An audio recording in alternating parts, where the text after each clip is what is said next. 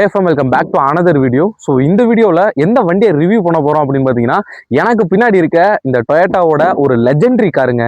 So டொயோட்டாவோட ஒரு hatchback ஆகட்டும், ஒரு செடான் ஆகட்டும், மக்கள்கள் எல்லாமே மிஸ் பண்ண ஒரு காரு. அதுவும் இல்லாமல் டொயோட்டாவே பார்த்தீங்கன்னா மிஸ் பண்ண ஒரு காருன்னு சொல்லுவேன். 2020க்கு அப்புறம் டொயோட்டா பண்ண ஒரு பெரிய தப்பு இந்த வண்டியை ஸ்டாப் பண்ணதான். ஸோ இன்னைக்கு இந்த வீடியோவில் இந்த வண்டியோட கம்ஃபர்ட், மைலேஜ் எல்லாத்தையுமே பார்த்தீங்கன்னா உடச்சி பேச போகிறோம். இந்த வண்டியை பார்த்தீங்கன்னா வேற யாரும் கிடையாது, என்னோட ஓன் கார், என்னோட பர்சனல் காரு. ஸோ இந்த வண்டியை பார்த்தீங்கன்னா சொந்தமாக நான் தான் இப்போதைக்கு ஓட்டிக்கிட்டு இருக்கேன். ஸோ இது என் வண்டி தான். ஸோ என்னோட யூசர் எக்ஸ்பீரியன்ஸும் பார்த்தீங்கன்னா உங்களுக்கு தெளிவாகவே கொடுத்துட்றேன். இப்போ நீங்கள் பார்த்துட்டு இருக்க அந்த வீடியோ கீழே சப்ஸ்கிரைப்னு ஒரு பட்டன் இருக்கும், அதை கிளிக் பண்ணி சப்ஸ்கிரைப் பண்ணிட்டீங்க அப்படின்னா நம்மளோட ஃபேமிலியில் நீங்களும் ஒரு மெம்பரா சேர்ந்துருவீங்க. அடுத்து போற யூஸ்ஃபுல்லான வீடியோஸ் எதையுமே நீங்க மிஸ் பண்ணாம பார்ப்பீங்க. சரி, வாங்க வீடியோக்குள்ள போகலாம். ஃபர்ஸ்ட் வந்து நிறைய மக்கள்கள் டொயோட்டா பக்கம் ஏன் போறாங்க அப்படின்னு பார்த்தீங்கன்னா, அதோட இன்ஜினோட ரிலேபிலிட்டிங்க. ஸோ என்னைக்குமே வந்து நிறைய பேர் ஒரு காரை, அதாவது ஃபார் எக்ஸாம்பிள் பார்த்தீங்கன்னா, நீங்களே ஒரு காரை வந்து பில்ட் பண்றீங்க, ஸ்ட்ரக்சர் பண்றீங்க அப்படின்னா அந்த கார்ல வரக்கூடிய இன்ஜின் வந்து டொயோட்டாவோட தான் இருக்கணும்னு சொல்லி எல்லாருமே விருப்பப்படுவாங்க. ஸோ அந்த மாதிரி ஒரு பட்ஜெட் செக்மெண்ட்ல டொயோட்டால யாருமே அழிக்க முடியாத ஒரு கார் பார்த்தீங்கன்னா இந்த டொயோட்டா எட்டியாஸ் லிவா. ஸோ இந்த வீடியோவில் பார்த்தீங்கன்னா எட்டியாஸ் பத்தி பேச வரல, எட்டியாஸ் லிவாவை பத்தி தான் பேச வரேன். பட் அதனால ரெண்டுக்கும் பெரிய டிஃபரன்ஸ் கிடையாது. எட்டியாஸ் லிவாவோட எட்டியாஸ்ல பார்த்தீங்கன்னா உங்களுக்கு டிக்கி ஸ்பேஸ் பார்த்தீங்கன்னா கொஞ்சம் அதிகமா இருக்கும், அதாவது பூட் ஸ்பேஸ் வந்து உங்களுக்கு கொஞ்சம் அதிகமா இருக்கும். ஸோ வேற ஒன்றும் டிஃபரன்ஸ் கிடையாது. நம்ம எட்டியாஸ் லிவா இதவே பத்தி பார்த்தீங்கன்னா நம்ம தெளிவாகவே சொல்லலாம். இப்போ நீங்க ஒரு செகண்ட் ஹேண்ட்ல எட்டியாஸ் லிவா வாங்க போறீங்க, இல்ல எட்டியாஸ் வாங்க போறீங்க அப்படின்னா கம்பல்சரி இந்த வீடியோவை ஸ்கிப் பண்ணாம ஃபுல்லா பாருங்க. கம்பல்சரி உங்களுக்கு ஒரு யூஸ்ஃபுல்லான வீடியோவாவே இது அமையும் நான் நினைக்கிறேன். ஸோ வீடியோவில் போறதுக்கு முன்னாடி இந்த வீடியோக்கு ஒரு லைக் மட்டும் தட்டி விட்டுருங்க. அடுத்து என்ன வண்டியை பத்தி பேசலாம் அப்படின்றத மறக்காம கமெண்ட்லயும் சொல்லிருங்க. ஸோ இந்த வண்டியோட இன்ஜினை பார்த்தீங்கன்னா ஃபர்ஸ்ட் பார்த்துடலாங்க. மொத்தம் 2 விதமான இன்ஜினா லான்ச் பண்ணாங்க. ஒன்னு பார்த்தீங்கன்னா பெட்ரோல், இன்னொன்று பார்த்தீங்கன்னா டீசல். 2.2 லிட்டர் 1197 சிசி பார்த்தீங்கன்னா கொடுத்துருந்தாங்க. ஸோ இந்த வண்டியோட பிஹெச்பி அப்படின்னு பார்த்தீங்கன்னா ஒரு 78 பிஹெச்பியும் 104 என்எம் டார்க்கும் இந்த வண்டியால ப்ரொடியூஸ் பண்ண முடியும். ஸோ இந்த வண்டியோட பவர், பெட்ரோல் இன்ஜினோட பவர் அப்படின்னு கேட்டீங்கன்னா ஒரு மாதிரி மந்துன்னு தான் போகும். நீங்க யோசிக்கிற மாதிரி அப்படியே சீரி பாயும் அப்படிலாம் கிடையாது. இந்த வண்டி பார்த்தீங்கன்னா சீரி பாயறதுக்கெல்லாம் கிடையாதுங்க. ஸோ இந்த வண்டியோட ரிலையபிலிட்டி, இந்த வண்டி பார்த்தீங்கன்னா ஒரு வாடகைக்கு ஓட்டுறவங்க, டீ போர்டு ஓட்டுறவங்க பார்த்தீங்கன்னா தாராளமாக இந்த வண்டியை ஓட்டலாம். ஹைவேஸ்ல பெட்ரோல் இன்ஜினை பொறுத்தளவுக்கு நீங்க அந்த ஒரு வெரைட்டி பார்க்கலாம், அந்த ஒரு ஹை ரேஞ்சு தான் பார்ப்போம் அப்படின்ற மாதிரி அந்த வண்டியில் இருக்காது. பெட்ரோல் இன்ஜின்ல பவர் அண்ட் பிஹெச்பி பார்த்தீங்கன்னா கொஞ்சம் கம்மியாக தான் இருக்கும்.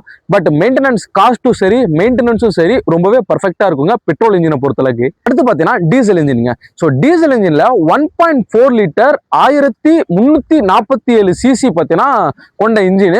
ஸோ இந்த வண்டி ப்ரொடியூஸ் பண்ணக்கூடிய பவர் பிஹெச்பி அப்படின்னு பார்த்தீங்கன்னா 64 பிஹெச்பியும் 170 என்எம் டார்க்கும் இந்த இன்ஜினால ப்ரொடியூஸ் பண்ண முடியும். இந்த இன்ஜின் பார்த்தீங்கன்னா உங்களுக்கு லோ ஆர்பிஎம்லயே ஹை பவரை பார்த்தீங்கன்னா உள்ள இழுக்குங்க. ஸோ வண்டி எடுத்தோடனே பார்த்தீங்கன்னா சருக்குன்னு போகுமா அப்படின்னு கேட்டிங்கன்னா அப்படி அந்த அளவுக்கு போகாது. பட் இருந்தாலும் பார்த்தீங்கன்னா ஒரு டாப் அண்ட் டாப் போட்டு நீங்கள் போறீங்க அப்படின்னா கிட்டத்தட்ட ஒரு 2000 ஆர்பிஎம் கூட தேவையில்லை. ஒரு 1500 ஆர்பிஎம்ல லைட் ஒரு பெடல்ல சுண்டு வரல் வந்து லைட்டா டச் ஆனாலே போதும், கிட்டத்தட்ட ஒரு 100-110 வரைக்குமே இந்த வண்டி தாராளமா போகும். போட்டு அழுத்தணும் செய்யணுன்ற அவசியம் கிடையாது. ஸோ பார்த்தீங்கன்னா அந்த 2 இன்ஜினோட ஃபுல் ரிவ்யூங்க. மக்கள் பார்த்தீங்கன்னா இன்ஜினுக்கு அப்புறம் மெயினா பாக்குறது என்ன விஷயம் அப்படின்னு பார்த்தீங்கன்னா அந்த வண்டியோட மைலேஜ். மைலேஜ் என்ன ப்ரோ கிடைக்கும், மைலேஜ் எவ்வளவு ப்ரோ கிடைக்கும் அப்படின்னா ஏகப்பட்ட பேத்தோட கேள்வியாவே இருக்கும். டொயோட்டா எட்டியாஸோட பெரிய பிக்கஸ்ட் பாயிண்ட் இந்த வண்டியில என்னதான் இன்டீரியர் பார்த்தீங்கன்னா அந்த அளவுக்கு இல்லாமல் இருந்தாலும், இந்த வண்டியோட அவுட்டர் எக்ஸ்டீரியர் லுக்கு பார்த்தீங்கன்னா அந்த அளவுக்கு பார்த்தீங்கன்னா மாசா இல்லாமல் இருந்தாலுமே இந்த வண்டியோட பிக்கஸ்ட் அட்வான்டேஜ் இந்த வண்டியோட மைலேஜ். பெட்ரோல் இன்ஜினோட மைலேஜ் பார்த்தீங்கன்னா கிட்டத்தட்ட ஒரு 16ல இருந்து 18, 16ல இருந்து 18 கிலோமீட்டர் பர் லிட்டர் வரைக்கும் தரும். இதே நீங்க டீசல் இன்ஜின், இப்போ நான் வச்சுக்க பார்த்தீங்கன்னா டீசல் இன்ஜின் தான், டீசல் இன்ஜின் மைலேஜ்னு எடுத்துக்கிட்டீங்கன்னா 23 கிலோமீட்டர்ல இருந்து 25 கிலோமீட்டர் வரைக்கும் உங்களுக்கு சாலிடா கிடைக்குங்க. வித் ஏசிலே பார்த்தீங்கன்னா உங்களுக்கு கிடைக்கும். அதுதான் பார்த்தீங்கன்னா இந்த வண்டியோட பிக்கஸ்ட் ஒரு பிளஸ் பாயிண்ட், ஒரு அட்வான்டேஜ் என்ன வேணா சொல்லலாம். ஸோ மைலேஜுக்காண்டி ஒரு ஹேட்ச்பேக்ல இல்லை ஒரு செடான்ல நான் ஒரு கார் எடுக்க போறேன் அப்படின்னு நீங்க விருப்பப்பட்டீங்கன்னா தாராளமா டொயோட்டா எட்டியாஸ் பக்கம் போகலாம். ஏன்னா மைலேஜ் பார்த்தீங்கன்னா பக்காவா இருக்கும். கம்பல்சரி என்ன மைலேஜ் சொல்றோனோ அந்த மைலேஜ் சாலிடா கிடைக்கும். அடுத்து மூணாவது விஷயமா இந்த வண்டியோட இன்டீரியர் எக்ஸ்டீரியருங்க. எக்ஸ்டீரியர் லுக் பார்த்தீங்கன்னா நார்மலா ஹேட்ச்பேக் அளவுக்கு என்ன கார், அதாவது இந்த வண்டிக்கு பார்த்தீங்கன்னா காம்படிட்டரா ஹியூண்டாயில இருந்து i10 பார்த்தீங்கன்னா விட்டுருந்தாங்க. ஸோ அந்த வண்டி ஷிஃப்ட் பார்த்தீங்கன்னா இதோட காம்படிட்டர் தான். ஸோ அப்படி கம்பேர் பண்ணும்போது அந்த 2 வண்டியிலுமே பார்த்தீங்கன்னா ஒரு மஸ்குலரான பாடி இருக்கும், ஒரு ஸ்போர்ட்டியான லுக் இருக்கும். பட் எட்டியாஸ் லிவாவும் ஸ்போர்ட்டியான லுக் தான் இருக்கும். பட் இருந்தாலும் வந்து அந்த 2 வண்டியை கம்பேர் பண்ணும்போது எக்ஸ்டீரியர்ல ஓரளவு பார்த்தீங்கன்னா கம்மியாக தாங்க பர்ஃபார்ம் பண்ணுது. வண்டியோட இன்டீரியர்னு பார்த்தீங்க அப்படின்னா 2013 14 அந்த மாடலில் பார்த்தீங்கன்னா இப்போ நான் வச்சுருக்க 2013 மாடல். பட் இருந்தாலும் இதோட இன்டீரியர்ன்ற போது ஓரளவுக்கு பேசிக்காக தான் கொடுத்துருந்தாங்க. ரொம்ப ப்ரீமியம் ஃபீல் பார்த்தீங்கன்னா உங்கள் வண்டியோட இன்டீரியரில் கிடைக்காது. பட் 2017 18 19 அந்த 2020 அந்த மாடல்லாம் பார்த்தீங்கன்னா கொஞ்சம் டிஜிட்டல் மீட்டர் கொடுத்துருந்தாங்க. வண்டியோட RPM மீட்டர் தனியாக வந்து இருந்துச்சு. ஸோ வண்டி பார்த்தீங்கன்னா இன்டீரியர்ன்ற போது ஓரளவுக்கு நல்லாவே பர்ஃபார்ம் பண்ணி கொடுத்துட்டு இருந்தாங்க 2020 காலகட்டத்தில். ஸோ நம்ம எடுத்திருந்தா 2013 இந்த மாடலில் பார்த்தீங்கன்னா உங்களுக்கு RPM மீட்டர் பார்த்தீங்கன்னா வராது. 2014 இருந்து தான் RPM மீட்டரே ஜாயின் பண்ணாங்க. இந்த வண்டியோட மேக்ஸிமம் பார்த்தீங்கன்னா ரொம்ப டிஃப்ரெண்டாக இருக்கிறது ஸ்பீடோ மீட்டருங்க. ரைட் சைடில் இருக்காது, லெஃப்ட் சைடில் இருக்காது, சென்டரில் பார்த்தீங்கன்னா கொடுத்து வச்சிருப்பாங்க.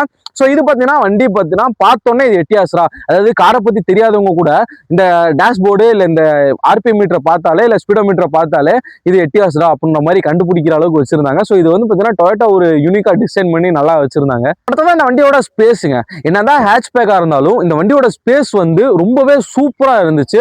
பின்னாடி உட்கார்றவங்களுக்கு முட்டி, அதாவது தை சப்போர்ட் ஆகட்டும், முட்டி தட்டுறதாகட்டும், அந்த மாதிரிலாம் இல்லாமல் ஹெட் ரூமும் சரி லெக் ரூமும் சரி நீட்டாக இருந்துச்சு. ஒரு சொகுசான ஒரு லாங் டிரைவ் போகிறோம் அப்படின்னா அந்த ஒரு சொகுசு பார்த்தீங்கன்னா இந்த வண்டியில் கிடைக்கும். ஒரு 5 பேர் கூட தாராளமாக இந்த வண்டியில் உங்களால் டிரைவ் பண்ணி போயிட்டு வர முடியும்.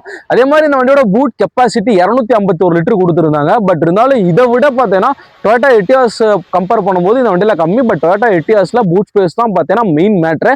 அதில் ஒரு 2 பேர் ஏறி உள்ளுக்குள்ளே படுத்துக்கலாம், அந்த அளவுக்கு பார்த்தீங்கன்னா பூட் ஸ்பேஸ் இருக்கும். இது சேஃப்டின்னு கம்பேர் பண்ணும்போது இந்த வண்டியை பொறுத்தவரைக்கு உங்களுக்கு டுவல் ஏர் பேக்ஸ் கொடுத்துருந்தாங்க. கோ டிரைவருக்கும் சரி டிரைவருக்கும் சரி. இந்த SRS ஏர் பேக் பார்த்தீங்கன்னா உங்களுக்கு கொடுத்துருப்பாங்க. ஸோ சேஃப்டியை பொறுத்தளவுக்கு ABS பார்த்தீங்கன்னா உங்களுக்கு வண்டியில் இருக்குது. இப்போ மேக்ஸிமம் பார்த்தீங்கன்னா எல்லாருமே ABS மேண்டேட்டரின்னு சொல்லும்போது ஸோ அந்த காலத்தில் நமக்கு ABS கொடுத்துருக்கிறது ரொம்பவே ஒரு சேஃப்டியான ஃபியூச்சர் அப்படின்னு நான் சொல்லுவேங்க. இந்த வண்டியில ஓவராலா இருக்க ஃபியூச்சர்ஸை பத்தி பேசியாச்சு. இப்போ யூசர் எக்ஸ்பீரியன்ஸ் நீ சொல்றா இந்த வண்டி உனக்கு எதுல பிடிச்சிருந்துச்சு எதுல பிடிக்கல அப்படின்னு நீங்க ஓப்பனா கேட்குறீங்க அப்படின்னா ஃபர்ஸ்ட் இந்த வண்டியில ரொம்பவே பிடிச்ச விஷயம் அப்படின்றத நான் சொல்லிடுறேன். ஸோ எல்லாத்துக்குமே பிடிச்ச விஷயம் தான் எனக்கும் ஃபர்ஸ்ட் பாயிண்ட் இதோட மைலேஜுங்க. மைலேஜ் பார்த்தீங்கன்னா உண்மையிலேயே சொல்றேன் ஒர்த்தபிள். நம்ம ஒரு 100 ரூபாய்க்கு கூட டீசலை போட்டு ஒரு நாள் பார்த்தீங்கன்னா சுற்றி எடுத்துட்டு வந்துடலாம். ஸோ அந்த மாதிரி பார்த்தீங்கன்னா இருந்துச்சு. இதோட மைலேஜ் தான் பார்த்தீங்கன்னா எனக்கு ஃபர்ஸ்ட் பிடிச்ச விஷயம் அப்படின்னே சொல்லுவேன். ரெண்டாவது இந்த வண்டியோட ஸ்டியரிங்க. ஸ்டியரிங் பார்த்தீங்கன்னா உங்களுக்கு சுண்டு வரல பார்த்தீங்கன்னா சுற்றிடலாம், அந்த அளவுக்கு பார்த்தீங்கன்னா ஸ்டியரிங் வந்து ரொம்பவே ஸ்மூத்தாகவே இருக்கும் இந்த வண்டியை பொறுத்தளவுக்கு. அடுத்து மூணாவது விஷயம் அப்படின்னு பார்த்தீங்கன்னா இந்த வண்டியோட ஏசிங்க.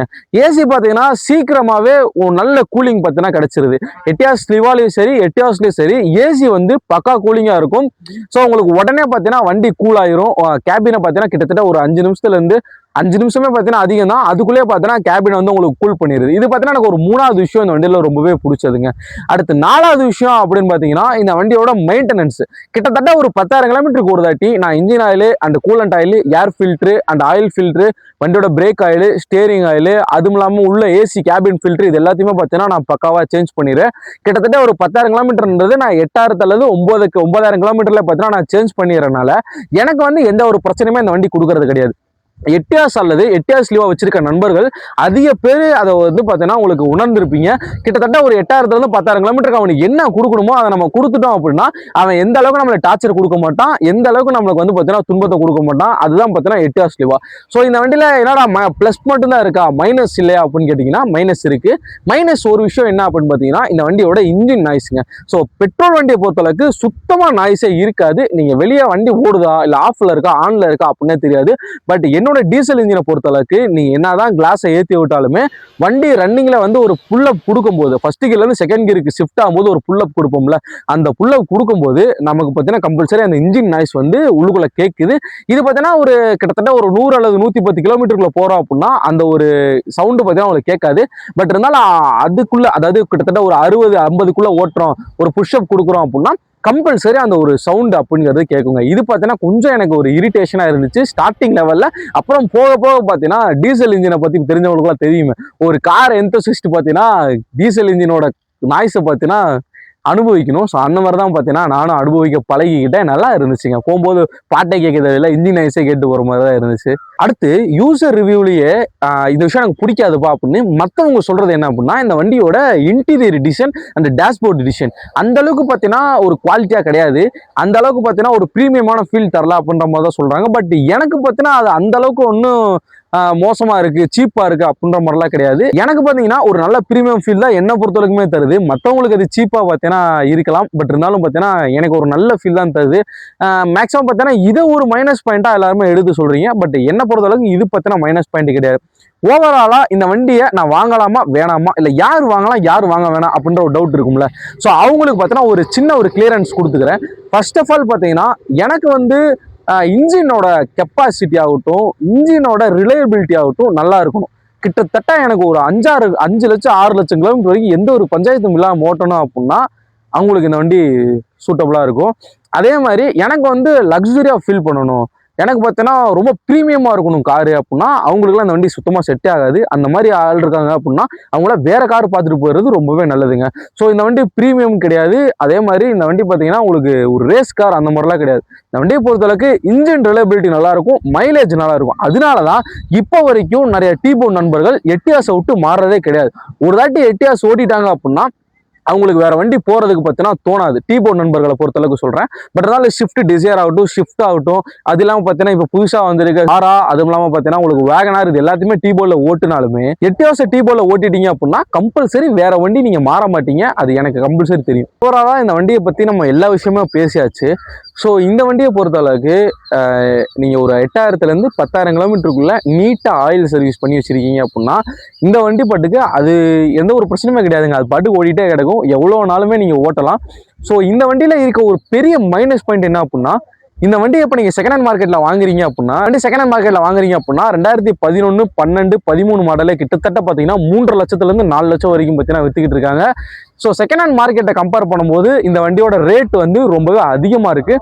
ஸோ இது பார்த்தீங்கன்னா ஒரு மைனஸ் பாயிண்ட்னே சொல்லுவேன். வண்டியை ப்ரொடக்ஷன் பார்த்தீங்கன்னா 2020 ஸ்டாப் பண்ணிட்டாங்க. ஸோ எப்போ இந்த வண்டியை ஸ்டாப் பண்ணாங்களோ அதுலேருந்து இந்த வண்டியோட டிமாண்ட் பார்த்தீங்கன்னா ரொம்பவே இன்க்ரீஸ் ஆயிடுச்சு. ஸோ இந்த வண்டி யார் யார் வாங்கலாம் யார் யாரெல்லாம் வாங்கக்கூடாது அப்படின்ற ஒரு கிளியர் எக்ஸ்பிளனேஷன் கொடுத்துட்டேன். ஸோ ஓவராலாக என்ன பொறுத்தளவுக்கு என்னோட கமிட்மெண்ட்டுக்கு இந்த வண்டி பார்த்தீங்கன்னா ரொம்பவே பர்ஃபெக்டாக இருக்குது. கிட்டத்தட்ட இந்த வண்டி எடுத்து ஒரு வருஷம் கிட்டக்க முடிஞ்சு வண்டி பற்றி எல்லா விஷயமே பேசியிருப்பேன். ஸோ அடுத்து எந்த வண்டி பற்றி பேசலாம் அப்படின்றத நீங்கள் தான் கமெண்ட்டில் சொல்ல போகிறீங்க. என்ன வண்டியை சொல்கிறீங்களோ கம்பல்சராக அந்த வண்டி எடுத்துகிட்டு வந்து ஃபுல் ரிவ்யூ இதே மாதிரி நான் கொடுப்பேன். ஸோ மேக்ஸிமம் நிறைய பேர் கேட்குறீங்க என்ன ப்ரோ மெக்கானிக் வைஸ் பேச மாட்டீங்க, ஸோ ஒரு எலக்ட்ரிக்கல் வைஸ் பேச மாட்டீங்க அப்படின்னா நான் வந்து ஒரு பியூர் மெக்கானிக் கிடையாது, ஒரு மெக்கானிக்கல் ஸ்டூடெண்ட் கிடையாது. ஸோ ஓவராலாக பார்த்தீங்கன்னா எனக்கு தெரிஞ்ச ஒரு மெக்கானிக் அண்ணனாகட்டும், இல்லை இந்த வண்டியை பற்றி பேசுகிறேன் அப்படின்னா என்னோட யூசர் எக்ஸ்பீரியன்ஸு, வேற எந்த காரை பற்றி பேசுகிறனோ அவங்களோட யூசர் எக்ஸ்பீரியன்ஸ் இருக்குல்ல. ஸோ மெக்கானிக்கிட்ட கேட்கறத விட அந்த யூசர் எக்ஸ்பீரியன்ஸ்கிட்ட கேட்கணும். அவங்க யார் யூஸ் பண்ணுறாங்களோ அவங்கள்ட்ட கேட்டோம் அப்படின்னா நல்ல விஷயங்கள், அதுவும் இல்லாமல் பார்த்தீங்கன்னா ஃபுல் இன்ஃபர்மேஷனுமே அவங்கள்ட்ட இருந்து நம்ம எடுத்துக்கலாம். ஸோ அந்த மாதிரி தான் பார்த்தீங்கன்னா நான் கண்டென்ட் கொடுத்துக்கிட்டு இருக்கேன். ஸோ நான் சொல்கிறது பார்த்தீங்கன்னா நீங்கள் பார்க்குற உங்களுக்கு ஈஸியாகவே புரியணும். ஸோ அதனால தான் பார்த்தீங்கன்னா ரொம்ப மெக்கானிக்கல் வைஸ் போகாமல் ஒரு ஃப்ளாட்டாக மேலேயே பார்த்தீங்கன்னா என்ன புரியும் அப்படின்ற மாதிரி நான் உங்களுக்கு சொல்லித்தரேன். ஸோ இந்த மாதிரி நிறைய ஆட்டோமொபைல் யூஸ்ஃபுல்லான கண்டென்ட்டுக்கு மறக்காம நம்ம சேனலை சப்ஸ்கிரைப் பண்ணாமீங்கன்னா கீழே ரெட்டில் சப்ஸ்கிரைப் பண்ண இருக்கும், அதை கிளிக் பண்ணி சப்ஸ்கிரைப் பண்ணிக்கிங்க. அதே மாதிரி இன்ஸ்டாகிராம் பேஜில் கொம்பன் 94 சர்ச் பண்ணிங்கன்னா ஃபர்ஸ்ட் எடுத்து நம்மளோட ஐடி தான் வரும். ஸோ அதையும் ஃபாலோ பண்ணாமல் இருந்தீங்க அப்படின்னா மறக்காம அதையும் ஃபாலோ பண்ணிக்கோங்க. அடுத்து ஒரு இதே மாதிரி நல்ல வீடியோவில் சந்திப்போம். அது வரைக்கும் ஸ்டே டியூன் மக்களே. Love you guys. பாபா. அடுத்து போகிற வீடியோவில் பார்க்கலாம்.